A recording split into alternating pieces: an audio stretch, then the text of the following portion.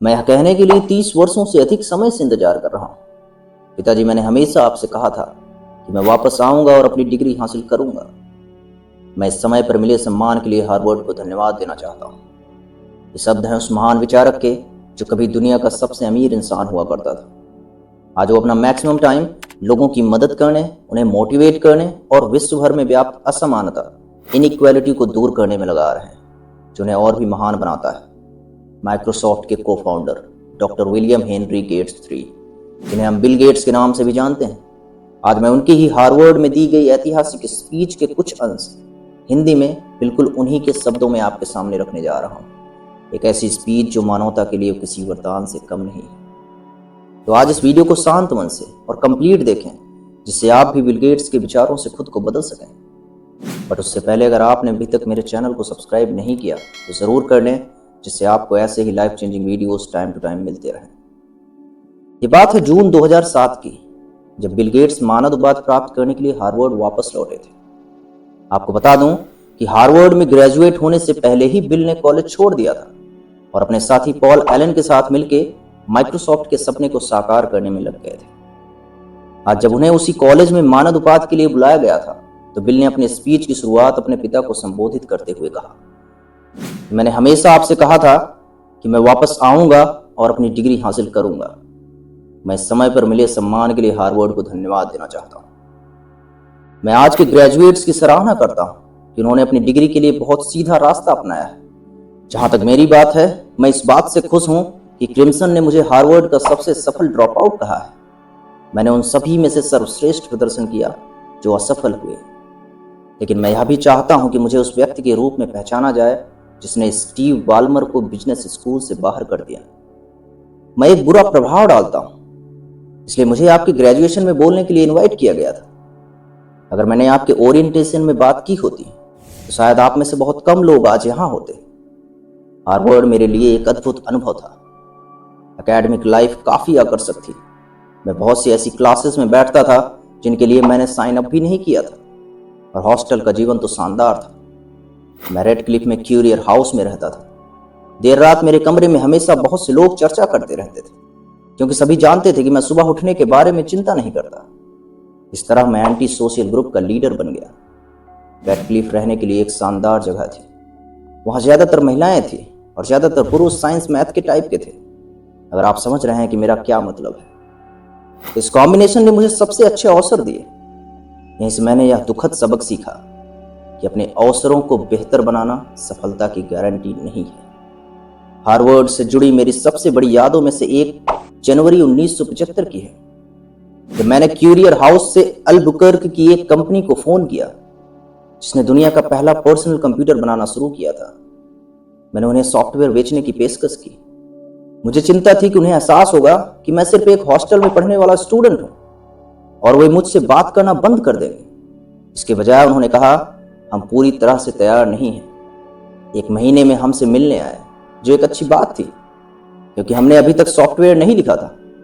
उस पल से मैंने इस छोटे से एक्स्ट्रा क्रेडिट प्रोजेक्ट पर दिन रात काम किया, जिसने मेरी कॉलेज एजुकेशन के अंत और माइक्रोसॉफ्ट के साथ एक उल्लेखनीय यात्रा की शुरुआत को चिन्हित किया। हार्वर्ड के बारे में मुझे जो सबसे ज्यादा याद है, वह है इतनी एनर्जी और इंटेलिजेंस के बीच रहना। यह उत्साहजनक, डराने वाला, कभी कभी हतोत्साहित करने वाला भी हो सकता है, लेकिन हमेशा चुनौतीपूर्ण होता है। यह एक अमेजिंग प्रिविलेज था। हालांकि मैंने जल्दी ही छोड़ दिया। मैं हार्वर्ड में बिताए अपने वर्षों, मैंने जो दोस्ती की और जिन विचारों पर मैंने काम किया, उनसे मैं बदल गया। लेकिन पीछे गंभीरता से देखने पर मुझे एक बड़ा अफसोस है। मैं हार्वर्ड में इस बात से बिल्कुल अनजान था कि दुनिया में कितनी भयंकर असमानताएं हैं। स्वास्थ्य, धन और अवसर की भयावह असमानताएं जो लाखों लोगों को निराशा के जीवन में धकेलती। मैंने हार्वर्ड में अर्थशास्त्र और राजनीति के नए विचारों के बारे में बहुत कुछ सीखा। मुझे साइंस में हो रही प्रगति के बारे में बहुत कुछ जानने को मिला। लेकिन मानवता की सबसे बड़ी प्रगति उसकी खोजों में नहीं है, बल्कि इस बात में है कि उन खोजों को असमानता को कम करने के लिए कैसे लागू किया जाता है। चाहे लोकतंत्र के माध्यम से हो, मजबूत सार्वजनिक शिक्षा, गुणवत्तापूर्ण स्वास्थ्य या व्यापक आर्थिक अवसर के माध्यम से। असमानता को कम करना सबसे बड़ी मानवीय उपलब्धि है। मुझे यह जानने में दशकों लग गए मगर आप ग्रेजुएट्स हार्वर्ड में एक अलग समय पर आए हैं।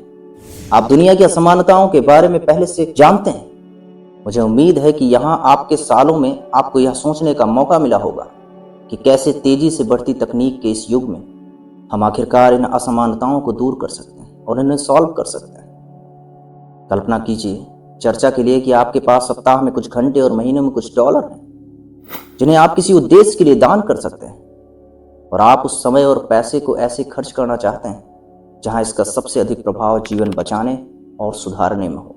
आप इसे कहां खर्च करेंगे? मेलिंडा और मेरे लिए चुनौती एक ही है। हमारे पास जो संसाधन हैं उनसे हम अधिकतम लोगों के लिए अधिकतम भलाई कैसे कर सकते हैं। दोस्तों, मेलिंडा बिल गेट्स की वाइफ हैं जो उनका परोपकार के कामों में हाथ बटाते हैं। बिल आगे कहते हैं, इस सवाल पर हमारी चर्चा के दौरान मेलिंडा और मैंने एक लेख पढ़ा जिसमें उन लाखों बच्चों के बारे में बताया गया था जो हर साल गरीब देशों में उन बीमारियों से मर रहे थे जिन्हें हमने बहुत पहले ही इस देश में इनइफेक्टिव कर दिया था।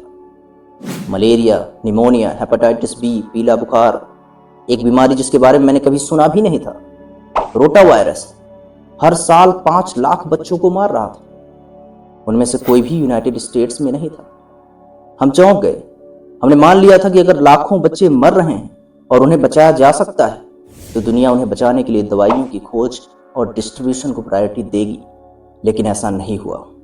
$1 से कम में ऐसे हस्तक्षेप थे जो जीवन बचा सकते थे, लेकिन अभी तक नहीं दिए जा रहे थे। अगर आप मानते हैं कि हर जीवन का समान मूल्य है तो यह जानकर आपको आश्चर्य होगा कि कुछ जीवन बचाने लायक माने जाते हैं और कुछ नहीं। हमने खुद से कहा यह सच नहीं हो सकता, लेकिन अगर यह सच है तो यह हमारे दान की प्राथमिकता होनी चाहिए। इसलिए हमने अपना काम उसी तरह शुरू किया जैसे यहाँ कोई भी शुरू करता। हमने पूछा, दुनिया इन बच्चों को कैसे मरने दे सकती है? इसका जवाब सरल और कठोर है। बाजार ने इन बच्चों की जान बचाने के लिए कोई पुरस्कार नहीं दिया और सरकारों ने इस पर कोई सब्सिडी नहीं दी।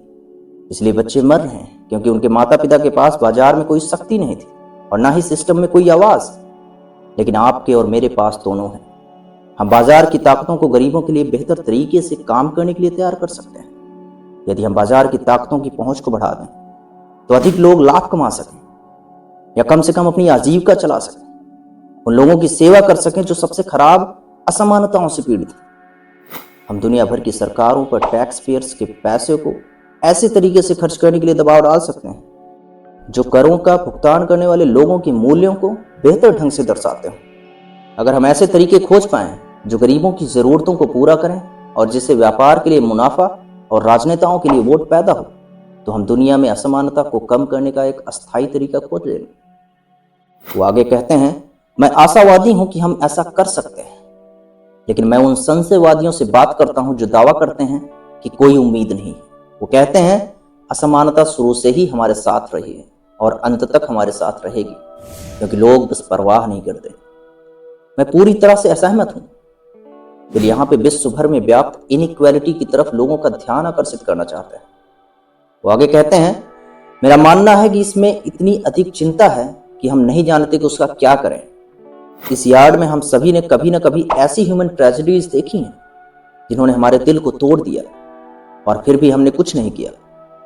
इसलिए नहीं कि हमें परवाह नहीं थी, बल्कि इसलिए कि हमें नहीं पता था कि क्या करना है। अगर हमें पता होता कि कैसे मदद करनी है तो हम कार्रवाई करते। परिवर्तन में बाधा बहुत कम परवाह नहीं है, बल्कि बहुत अधिक जटिलता है।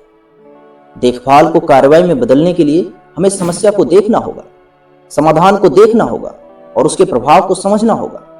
लेकिन जटिलता, कॉम्प्लेक्सिटी इन तीनों चरणों को रोकती है। यदि हम वास्तव में किसी समस्या को देख पाते हैं, जो कि पहला कदम है, तो हम दूसरे चरण पर आते हैं, जटिलता को पार करके समाधान ढूंढना। अगर हम अपनी देखभाल का अधिकतम लाभ उठाना चाहते हैं तो समाधान ढूंढना जरूरी है। अगर हमारे पास किसी संगठन या व्यक्ति द्वारा पूछे जाने पर स्पष्ट और सिद्ध उत्तर हैं कि मैं कैसे मदद कर सकता हूं, तो हम कार्रवाई कर सकते हैं और हम यह सुनिश्चित कर सकते हैं कि दुनिया में की गई कोई भी देखभाल व्यर्थ न जाए। लेकिन जटिलता के कारण हर उस व्यक्ति के लिए कार्रवाई का मार्ग निर्धारित करना मुश्किल हो जाता है जो परवाह करता है, और इससे उनकी देखभाल का महत्व कम हो जाता है। कॉम्प्लेक्सिटी को पार करके सॉल्यूशन ढूंढने की प्रक्रिया 4 पूर्वानुमानित चरणों से होकर गुजरती है। लक्ष्य निर्धारित करना, हाईएस्ट इंपैक्ट दृष्टिकोण ढूंढना, उस दृष्टिकोण के लिए आइडियल टेक्नोलॉजी की खोज करना और इस बीच में आपके पास पहले से मौजूद टेक्नोलॉजी का सबसे बेस्ट यूज करना, चाहे वह कोई परिष्कृत चीज हो जैसे कि दवा या कोई सरल चीज हो जैसे कि मच्छरदानी। एड्स महामारी एक उदाहरण प्रस्तुत करती है। बेशक व्यापक लक्ष्य बीमारी को समाप्त करना है, सबसे अधिक लाभकारी दृष्टिकोण रोकथाम है। आइडियल टेक्नोलॉजी एक ऐसी वैक्सीन होगी जो एक खुराक से लाइफ लॉन्ग इम्यूनिटी प्रदान करती है। इसलिए सरकारें, दवा कंपनियां और संस्थाएं वैक्सीन कंपनियों को फंड देती हैं, लेकिन उनके काम में 1 दशक से अधिक समय लगने की संभावना है। इसलिए इस बीच हमें अपने पास मौजूद चीजों के साथ काम करना होगा और हमारे पास अब सबसे अच्छा प्रिवेंशन अप्रोच लोगों को रिस्की बिहेवियर से दूर रखना है। महत्वपूर्ण बात क्या है कि कभी भी सोचना और काम करना बंद ना करें और कभी भी वह ना करें जो हमने 20वीं सदी में मलेरिया और टीबी के साथ किया था, यानी कॉम्प्लेक्सिटी के आगे सरेंडर कर देना और हार मान लेना। फाइनल स्टेप, प्रॉब्लम को देखने और उसका सॉल्यूशन ढूंढने के बाद अपने काम के इम्पैक्ट को मेजर करना और अपनी सफलताओं और असफलताओं को शेयर करना है, ताकि और भी लोग आपके प्रयासों से सीख सकें। बेशक आपके पास आंकड़े होने चाहिए, आपको यह दिखाने में सक्षम होना चाहिए कि एक कार्यक्रम लाखों और बच्चों को टीका लगा रहा है, और आपको इन बीमारियों से मरने वाले बच्चों की संख्या में कमी दिखाने में सक्षम होना चाहिए। यदि आप लोगों को पार्टिसिपेट करने के लिए प्रेरित करना चाहते हैं तो आपको संख्याओं से अधिक दिखाना होगा। आपको कार्य के मानवीय प्रभाव को व्यक्त करना होगा ताकि लोग महसूस कर सकें कि प्रभावित परिवारों के लिए जीवन बचाना क्या मायने रखता है। मुझे याद है कि कुछ साल पहले मैं दावोस गया था और एक ग्लोबल हेल्थ पैनल में बैठा था जिसमें लाखों लोगों की जान बचाने के तरीकों पर चर्चा हो रही थी। सिर्फ एक व्यक्ति की जान बचाने के रोमांच के बारे में सोचिए, फिर उसे लाखों से गुणा करिए। फिर भी यह मेरे लिए अब तक का सबसे बोरिंग पैनल था, इतना बोरिंग कि मैं इसे बर्दाश्त नहीं कर सका। आप लोगों को तब तक उत्साहित नहीं कर सकते जब तक आप उन्हें प्रभाव देखने और फील करने में मदद नहीं करते, और आप ऐसा कैसे करते हैं यह एक कॉम्प्लिकेटेड क्वेश्चन है। फिर भी मैं आशावादी हूँ। हाँ, असमानता हमेशा से हमारे साथ रही है, लेकिन जटिलता को दूर करने के लिए हमारे पास जो नए टूल्स हैं वो हमेशा से हमारे पास नहीं थे। वो नए हैं, वो हमारी देखभाल का मैक्सिमम बेनिफिट उठाने में हमारी मदद कर सकते हैं, और यही कारण है कि फ्यूचर पास्ट से अलग हो सकता है। इस युग के निर्णायक और निरंतर इनोवेशंस, बायोटेक्नोलॉजी, कंप्यूटर, इंटरनेट हमें अत्यधिक गरीबी को समाप्त करने और रोकथाम योग्य बीमारियों से होने वाली मृत्यु को समाप्त करने का एक ऐसा अवसर देते हैं जो हमें पहले कभी नहीं मिला। 60 साल पहले जॉर्ज मार्शल इस समारोह में आए और युद्ध के बाद के यूरोप के देशों की सहायता के लिए एक योजना की घोषणा की। उन्होंने कहा, मुझे लगता है कि एक कठिनाई यह है कि समस्या इतनी कॉम्प्लिकेटेड है कि प्रेस और रेडियो द्वारा लोगों के सामने प्रेजेंट किए गए फैक्ट्स इतने अधिक हैं कि आम आदमी के लिए स्थिति का स्पष्ट मूल्यांकन करना बहुत मुश्किल हो जाता है। मार्शल के संबोधन के 30 वर्ष बाद, जबकि मेरी क्लास ने मेरे बिना ही ग्रेजुएट की डिग्री कंप्लीट की, ऐसी टेक्नोलॉजी उभर रही थी जो विश्व को छोटा, अधिक खुला, अधिक दृश्यमान तथा कम डिस्टेंस वाला बना देगी। कम लागत वाले पर्सनल कंप्यूटरों के इन्वेंशंस ने एक स्ट्रॉन्ग नेटवर्क को जन्म दिया है जिसने सीखने और कम्युनिकेट करने के अवसरों को बदल दिया है। इस नेटवर्क की जादुई बात यह नहीं है कि यह दूरी को खत्म कर देता है और सभी को आपका पड़ोसी बना देता है। यह एक ही समस्या पर एक साथ काम करने वाले ब्रिलियंट माइंड्स की संख्या में भी वृद्धि करता है। हमें इस टेक्नोलॉजी तक अधिक से अधिक लोगों की पहुंच की आवश्यकता है, क्योंकि ये डेवलपमेंट इंसानों द्वारा एक दूसरे के लिए किए जा सकने वाले कामों में क्रांति ला रही है। वे न केवल राष्ट्रीय सरकारों के लिए बल्कि यूनिवर्सिटीज, कॉरपोरेशंस, छोटे ऑर्गेनाइजेशंस और यहाँ तक कि व्यक्तियों के लिए भी समस्या को देखना, गरीबी, भूख, हताशा को दूर करने के उनके प्रयासों के प्रभाव को मेजर करना संभव बना रहे हैं, जिसके बारे में जॉर्ज मार्शल ने 60 साल पहले बात की थी। हार्वर्ड फैमिली के सदस्य यहाँ यार्ड में दुनिया की इंटेलेक्चुअल टैलेंट का सबसे बड़ा कलेक्शन है। इसलिए इसमें कोई संदेह नहीं है कि हार्वर्ड की फैकल्टी, स्टूडेंट्स और लाभार्थियों ने अपनी शक्ति का यूज यहाँ और दुनिया भर के लोगों के जीवन को बेहतर बनाने के लिए किया है। लेकिन क्या हम इससे ज्यादा कुछ कर सकते हैं? क्या हार्वर्ड अपने टैलेंट्स को उन लोगों के जीवन को बेहतर बनाने के लिए डेडिकेट कर सकता है जो कभी इसका नाम भी नहीं सुनेंगे? या हमारे बेस्ट माइंड्स को हमारी सबसे बड़ी समस्याओं को सॉल्व करने के लिए डेडिकेटेड होना चाहिए? क्या हार्वर्ड को अपनी फैकल्टी को दुनिया की सबसे खराब असमानताओं को दूर करने के लिए इनकरेज करना चाहिए? क्या हार्वर्ड के स्टूडेंट्स को ग्लोबल पॉवर्टी की गहराई के बारे में सीखना चाहिए? दुनिया भर में भूख, स्वच्छ पानी की कमी, गर्ल्स को स्कूल से बाहर रखा जाना वे बच्चे जो उन बीमारियों से मर जाते हैं जिनका इलाज हम कर सकते हैं? क्या विश्व के सर्वाधिक सुविधा संपन्न लोगों को विश्व के सबसे कम सुविधा संपन्न लोगों के जीवन के बारे में जानना चाहिए? ये कोई बयानबाजी वाले सवाल नहीं, हम अपनी नीतियों से इसका जवाब देंगे। मेरी माँ जो उस दिन गर्व से भर गई थी जब मुझे यहाँ एडमिशन मिला था, ने कभी भी मुझ पर दूसरों के लिए और अधिक करने के लिए प्रेशर डालना बंद नहीं किया। मेरी शादी से कुछ दिन पहले उन्होंने एक ब्राइडल इवेंट ऑर्गेनाइज किया जिसमें उन्होंने मेलिंडा को लिखे एक लेटर के बारे में जोर से पढ़ा। उस समय मेरी माँ कैंसर से बहुत बीमार थी, लेकिन उन्होंने अपना संदेश देने का एक और अवसर देखा और लेटर के अंत में उन्होंने कहा, जिनको बहुत कुछ दिया जाता है उनसे बहुत कुछ एक्सपेक्टेड होता है। जब आप इस बात पर विचार करते हैं कि इस यार्ड में हम जैसे लोगों को क्या दिया गया है, प्रतिभा, विशेषाधिकार और अवसर, तो दुनिया को हमसे जो अपेक्षा करने का अधिकार है उसकी लगभग कोई सीमा नहीं। इस युग के वादे के अनुरूप मैं यहाँ के सभी ग्रेजुएट्स को एक मुद्दे पर काम करने के लिए प्रोत्साहित करना चाहता हूँ। एक जटिल समस्या, एक गहरी असमानता और उस पर विशेषज्ञ बनना।